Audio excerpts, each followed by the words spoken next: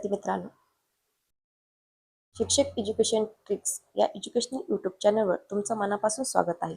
बघा, आज आपण बघणार आहोत मराठी या विषयाचे 30 प्रश्न स्पष्टीकरणासहित. थोडक्यात आपण त्याच्याबद्दल माहिती देणार. बघा, तुमचा फक्त पहिल्यांदा टीईटी मराठीचा क्वेश्चन पेपर कसा कसा असतो, त्याचा पॅटर्न कसा असतो बघा. व्याकरणाचे तुम्हाला 15 ते 18 प्रश्न 15 ते 18 प्रश्न हे तुमचे व्याकरणावर असतात. त्यामुळे व्याकरणाचा तुम्ही जास्त अभ्यास करायचा बघा. आणि शब्दसंग्रह 5 ते 7 प्रश्न, उतारा व कविता त्याच्यावर 5 ते 8 प्रश्न असतात. आणि अध्यापनशास्त्रावर 2 ते 3 प्रश्न तुमच्या मराठीच्या क्वेश्चन 30 मार्काच्या पेपरमध्ये अशा प्रश्नाचं स्वरूप असतं. त्यामुळे तुम्ही ह्या पद्धतीचा अभ्यास तुम्ही काय करायचा आहे. बघा, आज आपण 30 प्रश्न बघणार आहोत. त्यामुळे जर तुम्ही चॅनलवर नवीन असाल तर चॅनलला काय करायचं आहे, सबस्क्राईब करायचं आहे आणि बेल आयकॉन ऑन करायचा आहे, म्हणजे प्रत्येक व्हिडिओची नोटिफिकेशन तुमच्यापर्यंत पोहोचेल. प्रत्येक सब्जेक्टच्या बऱ्याच प्रश्नांचा सराव आपण PYQ प्रश्न सुद्धा घेणार आहोत आणि अतिसंभाव्य प्रश्न सुद्धा आपण इथून पुढे सिरीज चालू केलेली आहे. त्यामुळे काय करायचं आहे, चॅनलला सबस्क्राईब करायचं आहे. चला तर आपण वेळ न घालवता आपण प्रश्नांना सुरुवात करूया. बघा, पहिला प्रश्न काय आहे, महर्षी या शब्दाचा योग्य संधी विग्रह ओळखा. महर्षी या शब्दाचा योग्य संधी विग्रह ओळखायचा आहे. बघा, सांगा तुम्हाला. बघा, तुम्ही प्रश्नाचं उत्तर देण्याचा प्रयत्न करायचा आहे. महऋषी, महाऋषी, महार्षी आणि महाश्री. बघा, या प्रश्नाचं योग्य उत्तर आहे ऑप्शन क्रमांक बी, महा अधिक ऋषी.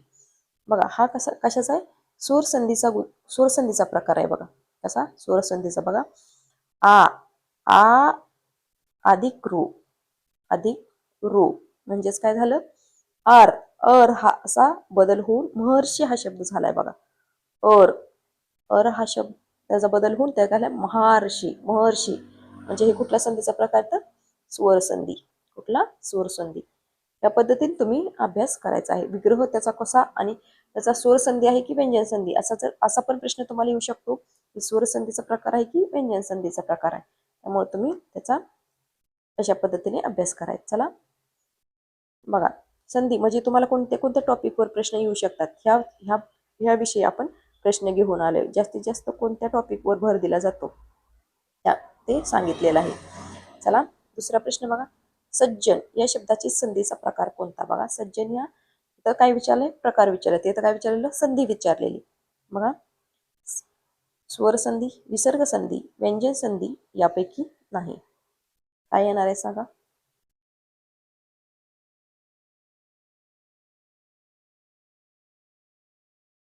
कोणते, सत अधिक जन. बघा, ह्याचा संधी विग्रह कसा होतो, सत अधिक जन, सज्जन.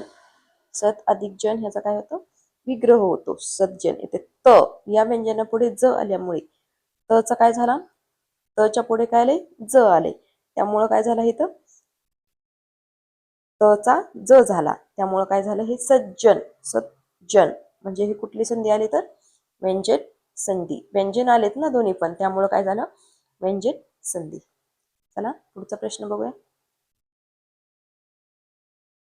शब्दांच्या जातीवर, आता शब्द हो का, पहिल्यांदा आपण संधीवर प्रश्न घेतला, आता शब्दांच्या जातीवर तुम्हाला प्रश्न येतात. त्यामुळे हा टॉपिक सुद्धा तुम्ही खूप महत्वाचा, ह्याच्यावर सुद्धा प्रश्न विचारले. हिमालय हे कोणत्या प्रकारचे नाम आहे. हिमालय हे कोणत्या प्रकारचे नाव आहे. बघा, सांगा, हिमालय हे कोणत्या प्रकारचे नाव आहे. सामान्य नाम आहे, विशेष नाम आहे, भाववाचक नाम आहे की धातुसाधिक नाम आहे. तर सामान्य नाम हे कसं आहे. बघा, हिमालय हे कसं आहे, तर विशेष नाम आहे. कसं आहे, विशेष नाम. ऑप्शन क्रमांक बी या प्रश्नात. बघा, पर्वत हे सामान्य नाम आहे. कसं, पर्वत सामान्य आहे, पण एका विशिष्ट पर्वताचं नाव जर हिमालय हे पर्वताचं नाव आहे, विशिष्ट नाव दिले, डायरेक्ट आपल्याला विशेष नाम, आपल्या कशी नावं दिलीत, आपले नाव कसं आपलं ठेवले, त्याला आपण विशेष नाम म्हणतो. आणि हे कसं झालं, हिमालय हे पर्वताचं नाव आहे, त्यामुळे त्याला काय म्हणायचं, विशेष नाम. आणि पण पर्वत हे सर्व पर्वतांसाठी वापरले, त्यामुळे त्याला काय म्हणायचं, सामान्य नाम. पण हिमालय हे काय, विशेष नाम. ऑप्शन क्रमांक बी ह्या प्रश्नाचं योग्य उत्तर आहे. बघा, चला चौथा प्रश्न बघा, वाघ या शब्दाचे स्त्रीलिंगी रूप काय. बघा, वाघचं काय होतं? वाघीण होतं, वाघीण, वाघी, वाघ्या. वाघचं काय होतं स्त्रीलिंगी रूप? एक वाघ, सॉरी, वाघ. सांगा, वाघाचं स्त्रीलिंगी रूप काय होतं? वाघीण. काय होतं? वाघीण. ऑप्शन क्रमांक बी या प्रश्नाचं बघा योग्य उत्तर आहे. म्हणजे इन हा शब्द जर प्राण्यांचं नाव विचारलं तुम्हाला स्त्रीलिंगी रूप येत तर त्याला काय जोडायचं? इन. इन. सिंह, सिंहीण असं. वाघ, वाघीण असं असं तुम्ही इन हा त्याला प्रत्यय जोडून काय करायचं? त्याचं स्त्रीलिंगी रूप करायचं. चला पुढचा प्रश्न बघा. 5वा प्रश्न बघा. चांगला मुलगा परीक्षेत पास होतो या वाक्यातील विशेषण ओळखा. विशेषण ओळखायचे. विशेषण बघा, मुलगा, परीक्षा, चांगला की पास. चांगला मुलगा परीक्षेत पास होतो. विशेषण कुठलं आहे? ऑप्शन क्रमांक सी, चांगला. बघा, चांगला हे काय विशेषण आहे? नामाबद्दल विशेष माहिती सांगणाऱ्या शब्दाला आपण काय म्हणतो? विशेषण. म्हणजे मुलगा हे काय आहे? नाम आहे. कोण चांगला आहे? मुलगा परीक्षेत पास होतो. कसला मुलगा? चांगला मुलगा. ते काय झालं? विशेषण. बघा, चला पुढचा प्रश्न बघूया. आता बघा, विभक्ती आणि प्रयोगवर सुद्धा प्रश्न तुम्हाला येतात. विभक्ती बघा, मुलांनी गुरुजींना मान द्यावा या वाक्यातील मुलांनी या शब्दाची विभक्ती ओळखायची. मुलांनी मान द्यावा. कुठली विभक्ती? द्वितीया, तृतीया, चतुर्थी की षष्टी? बघा, तुमचं उत्तर आलं असेल. या प्रश्नाचं योग्य होते मुलांनी. याचं काय? तृतीया. तृतीयामध्ये काय? नेएशी किंवा निएशी. एकवचन मध्ये कसं असतं? नेएशी आणि निएशी. म्हणजे मुलांनी नि प्रत्यय लागला इथं शेवटी, त्यामुळं नि ही शी. अनेक वचन प्रत्येक आहे नि ही शी. त्यामुळं काय झालं? ही विभक्ती कुठली लागली? तृतीया. चला पुढचा प्रश्न बघूया.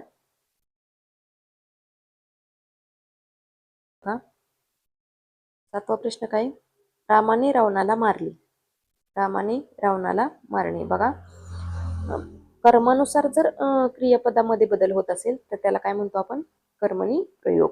या प्रश्नाचं उत्तर आहे कर्मणी प्रयोग. बघा, रामाने रावणाला मारले. बघा, मारले होते. रावण मारला. रामाने रावण मारला. म्हणजे क्रियापदामध्ये कशानुसार बदल होतोय? तर कर्मानुसार बदल होतो. त्यामुळे त्याला काय म्हणायचं? कर्मणी प्रयोग. चला पुढचा प्रश्न बघूया.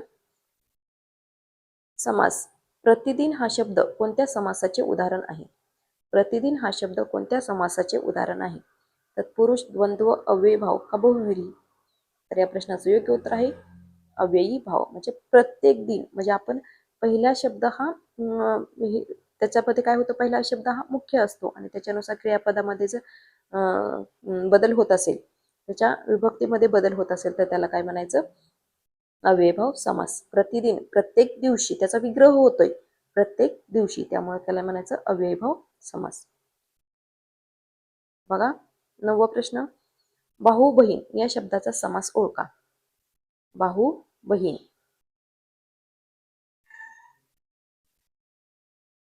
बघा, भाऊ बहीण या शब्दाचा समास ओळखा. भाऊ बहीण या शब्दाचा समास काय? इतरेत्र द्वंद्व. म्हणजे भाऊ आणि किंवा असे शब्द वापरले. बघा, भाऊ आणि बहीण, भाऊ किंवा बहीण असे किंवा आणि शब्द जर वापरले त्याला आपण काय म्हणतो? इतरेत्र बहु समास, द्वंद्व समास. चला पुढचा प्रश्न बघूया. समानार्थी व विरुद्धार्थी शब्दावर तुम्हाला प्रश्न विचारले जाऊ शकतात 1 ते 2 मार्काला. नभ या शब्दाचा समानार्थी शब्द कोणता? पृथ्वी, आकाश, समुद्र की वारा? तर या प्रश्नाचं योग्य उत्तर आहे बघा आकाश. नभ, आकाश. चला पुढचा प्रश्न बघूया. कृतज्ञ या शब्दाचा विरुद्धार्थी शब्द ओळखा. कृतार्थ, कृतज्ञ, उपकारी की कृपाळू? कृतज्ञचा विरुद्धार्थी शब्द कोणता आहे? कृतज्ञ. म्हणजे कृतज्ञ म्हणजे उपकार जाणणारा आणि कृतज्ञ म्हणजे उपकार विसरणारा. चला पुढचा प्रश्न बघा. अलंकार या ह्याच्यावर येतो प्रश्न बघा. सावळा ग रामचंद्र रत्न मंचकी झोपतो या ओळीतील कोणता अलंकार आहे? उपमा, उत्प्रेक्षा, रूपक की अनुप्रास? सावळा ग, बघा रूप सांगितले त्यामुळे हे तर काय येणार? रूपक. रूपक अलंकार. उपमा आणि उपमेय यांचा जर संगम झाला त्याचं काय रूपक दाखवत असेल तर त्याला काय म्हणतात? रूपक अलंकार. बघा इतर महत्वाचे तुमचे साहित्य आणि लेखक ह्याच्यावर सुद्धा तुम्हाला प्रश्न येतात बघा.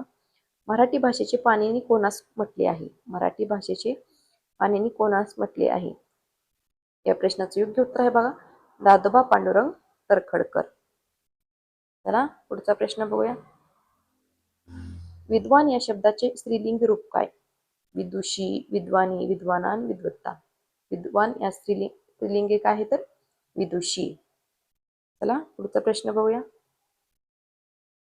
खाई त्याला खवखवे या म्हणीचा अर्थ काय? खाई त्याला खवखवे. म्हणी किंवा एखाद्या बॉक्समध्ये दिलेले असते शब्द त्याच्यावर म्हणी तयार करा किंवा म्हणीचा अर्थ विचारला जातो, म्हणी पूर्ण करा, असे तुम्हाला म्हणीवर प्रश्न येऊ शकतो. वाईट कृत्य करण्याच्या मनात धास्ती असते. बघा खाई त्याला म्हणजे वाईट कृत्य करतं त्याच्या मनात हुरहुर लागले हुरहुर लागलेली असते, त्याला काय म्हणतो आपण? खाई त्याला खवखवे. बघा चला 16वा प्रश्न बघा. शुद्ध शब्द कोणता? बघा आशीर्वाद. आशीर्वाद तुम्हाला माहिती आहे. बघा या प्रश्नाचे योग्य उत्तर आहे ऑप्शन क्रमांक बी आशीर्वाद.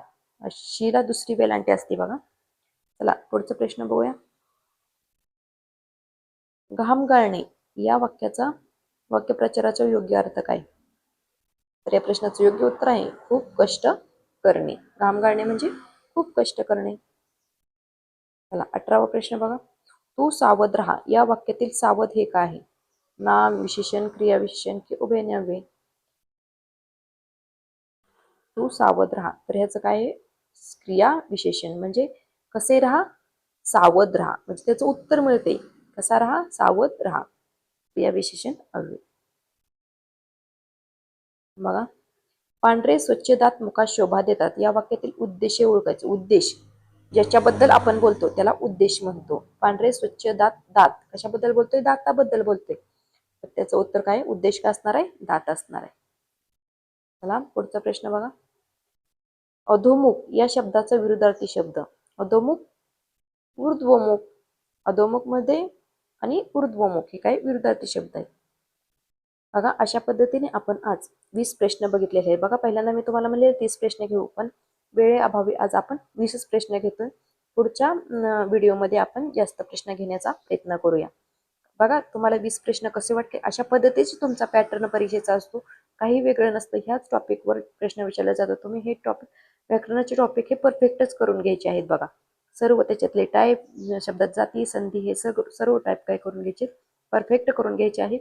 बघा तुमचे 10 प्रश्नासाठी मी माफी मागते कारण मी 30 पहिल्यांदा प्रश्न म्हणलेले, पण आपण 20 प्रश्न घेतोय. त्यामुळे काय करायचंय? हे प्रश्न हे मराठीचा सिलेबस तुम्ही डोळ्यापुढे ठेवून तुम्ही काय करायचं? स्टडी करायचं आहे. बघा व्हिडिओ कसा वाटला आणि प्रश्न कसे वाटले हे तुम्ही कमेंट बॉक्समध्ये कमेंट करायचं. आणि जर तुम्ही चॅनलवर नवीन असाल तर चॅनल काय करायचं? सबस्क्राईब करून घ्यायचं आहे आणि जास्तीत जास्त तुमच्या मित्रमैत्रिणींपर्यंत पोहोचवायचं आहे. चला तर आपण इथेच थांबूया. धन्यवाद.